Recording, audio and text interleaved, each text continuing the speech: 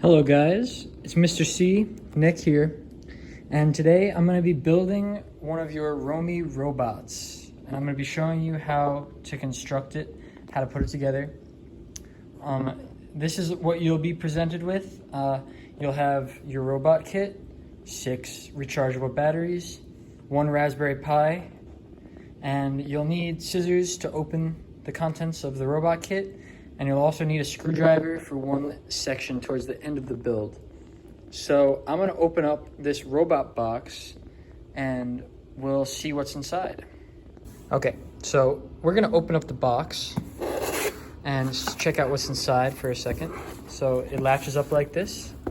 And then when you open the box, there will be a bit of bubble wrap that you're gonna wanna remove. So lifting it up, you can already see some of the components. So why don't we take them all out and lay them. So here we have our wheel, the motor clips, and 2 of the rolling balls that'll be on the bottom, as well as some standoffs and some screws, which we'll install later. We have our motors themselves, which we're gonna fit into these frames on the robot. We have a cable that comes with the kit, which you can connect the robot to a computer. And then lastly, in a big anti-static bag here, we have the robot itself, which consists of the plastic base and the main board itself. So you can take it out of this anti-static bag. You're gonna have to cut it right along this line to get it out. So I'm gonna do that, and then we'll get started on step number 1 in a minute here. So once you cut out the robot from the anti-static bag, the first thing that you're going to want to take note of is these motor clips. So basically, there's 2 little slots on either side of the robot, and we're going to slide these down into that, okay? So this is going to hold the motor, which is what's going to power the wheels on the robot. So I'm going to get a better camera angle, and I'll show you how to install these clips. All right, so as I was saying, these are your motor clips, or chassis they call them. So we're gonna wanna install this on each side of your robot. Now, what I want you to take note of is this notch right here. So how we're gonna install this is we're gonna go from below and we're gonna push up until this notch is laying on top of this notch. So that little triangle piece will be sitting flush in this location right here on the board. So that's when you know that it's in all the way. So the way we're gonna do it is, I'm gonna position it from below, line it up. So as you can see on the top, it's flush against the side. That notch goes under, and I'm gonna push up. And you'll hear it clicks a few times, right? And now as you can see, that triangle notch that I was pointing out is positioned right in that spot, and that's exactly where we want it to be. So I'm going to do the same thing on the other side. I'm going to take this clip, I'm going to line it up from underneath, make sure it's good against, it's flush against. You don't want to put, if you push up from here, it's not going to work, right? It's got to be all the way in, and then you're going to push. You're going to hear some clicks. Right? You can go from the side, and it's done. Another way you'll know that it's in all the way is on the bottom here. It'll be flush with the sides of the plastic on the robot here. Okay? So now your motor clips are successfully installed, and we can move on to the next step. All right, so next we're going to deal with the motors themselves. So they also come in an anti-static bag, albeit a much smaller one. So you're gonna wanna take your scissors, carefully cut them out, and then you can take out your 2 motors. So looking at these, one of the first things you might notice is these 6 spikes that lie on the bottom of each of them, right? So that actually ties directly back to what we can see on our robot here if we look right next to the motor chassis that we just installed. So if you can see right here where I'm pointing, there's this rectangle that has 6 holes in it. So this motor is actually going to snap right in there. And the spikes on the motor are going to go right into that hole. So the way we're going to do this is we're going to line it up so that the bottom cylinder part of the motor here is, when we push down, it's going to go right into the clip, okay? So you can kind of like ease it in there a little, right? And then line it up. And if you look on the side here, you'll see that I just had to snap it in a little. You want to make sure that the white part of the motor is behind these 2 red rectangles here. That's what's going to keep it in place and make sure that when you push down, the spikes are going to go into the right spot. So you just push down on the top and the spikes go right in. So as you can see, the spikes that were on the motor are now sitting in those holes. And I'm going to do the same thing on the other side from a better angle maybe for you guys.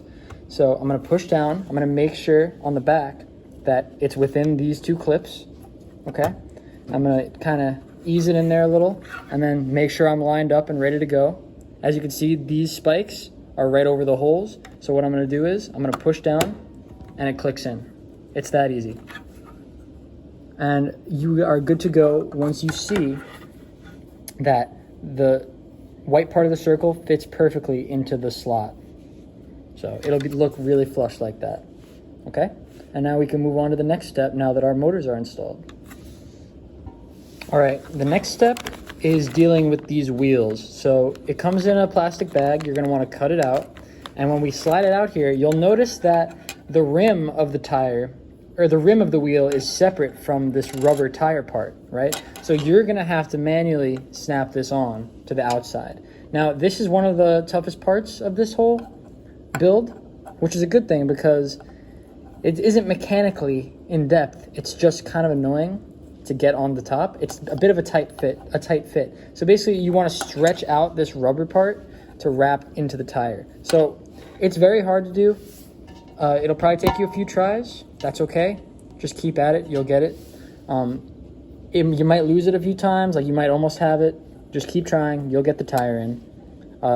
One of the easiest ways to do it, which could work, is stretch it out kind of with your thumbs. Maybe slide it into the bottom. And then once you get like a little on the bottom, you could try to wrap it around the top. There's really no right or wrong way to do it as long as you can get the rubber part around the whole tire. As you can see right there, I had it for a second, then I missed it. It's going to be a lot of trial and error on this part, and you're going to have to do it for both tires. So just keep at it. You will get it. So as you can see, I almost got it on this tire right here. Looking pretty good. I'm just going to go around the rim, make sure that the rubber is all the way around, and I have one done, okay? So I'm going to do the same thing with this tire. I'm going to stretch out my thumbs a little. I'm going to try to fit it in there. And once I get it in a little at the bottom, maybe I'm going to wrap it around the top. Try again. It'll take you a few tries. Keep at it. There's no right or wrong way to do it as long as you get the rubber part fully wrapped around the plastic wheel. So when you get both of these done, I'm not going to sit here and make you watch me struggle to get this one on too. I'll cut to when I have both of them ready to go, and I'll show you how to pop these onto the side of the robot. All right, so I've managed to get the rubber around both of my wheels. Just make sure you go around and ensure that the rubber is flush on each side. You might have it where it's a little bent and you might have to just flatten it out a little. It's fine. So just take a second to do that. So the next step is mounting this. So as you can see on the side of the motor, there's this little knob right here. So that's actually where we're gonna punch in the tire. But it's a little tricky because if you look closely at the shape of this little notch, it's kind of a D shape because this end right here is flat. It's not a perfect circle. So you have to make sure that it's lined up correctly to where the flat part of this extrusion from the motor will fit and align with the flat part on the tire. So make sure you just line it up. It only goes in one way, so I'm gonna note that the flat side is on the right here, and I'm gonna try to align the tire in the same way. And then once you get that lined up, you may just have to twist it a little, right? So it'll notch in for if you get it just on the tip, and then you can take your thumbs and push the tire in, okay? You push it in, and you see how the metal end of the motor kind of poked through the other side of the tire? That's what we want. You'll know it's all the way in when you see this metal extrusion poking out the other side of the tire. So I'm gonna do the same thing on the other side. I'm gonna note that the flat end of this extrusion is on the bottom right. So I'm gonna line up my tire in the similar kind of way. Might just have to spin it around for a second until you find it. You could try to line it up beforehand. This might work.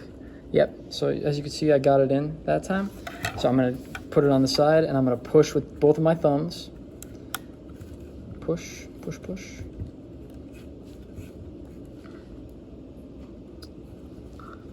Until it pokes through on the other side. And now you can see both of my wheels are installed.